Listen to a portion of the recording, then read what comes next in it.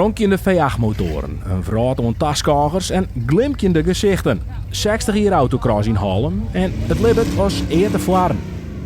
Marco Kramer is al jaren een man van de autocross. En dat gevoel... Ja, dat is moeilijk uit te lezen, jongen. Maar je kan een leek net in het verstand krijgen. Maar als die een keer mooi in gaat staan, dan is dat mooi. Dat is machtig, jongen. Achter elkaar een jakkerie. Hey? En wij mooi aan het botsen, maar we reden best wel hut door de baan nog. Dus helemaal die ouderommel. Dus ja, nee, dat is echt een prachtig gevoel. Ja. In Colane rieden de crossauto's door de straten van Haarlem. Rieders van No bestuurden auto's van Doe.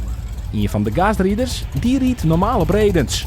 Mijn Heide en mijn omkes die deze auto mooi bouwt en oude beelds maar er altijd in rieden. Nou, daar ben ik altijd groot fan van geweest. En ook vragen hij mij altijd ik rieden wil.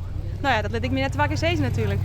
Woed wat? Hast dit ooit vaker niet? Nou, ik hield nog nooit jaren die en ik heb van een weekend toevallig even een keer te oefenen geweest bij oude thuis. En dat ging wel aardig, dus hij vertrouwde het gelukkig wel. En ja, ik moet zeggen dat het Joert hartstikke best gaat.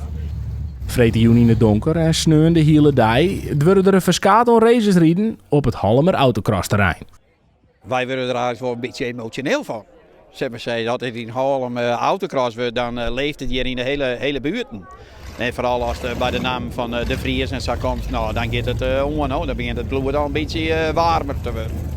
Nou ja, en dus juist het wel wat hier al hier is. Het is natuurlijk gigantisch wat er op alle komt.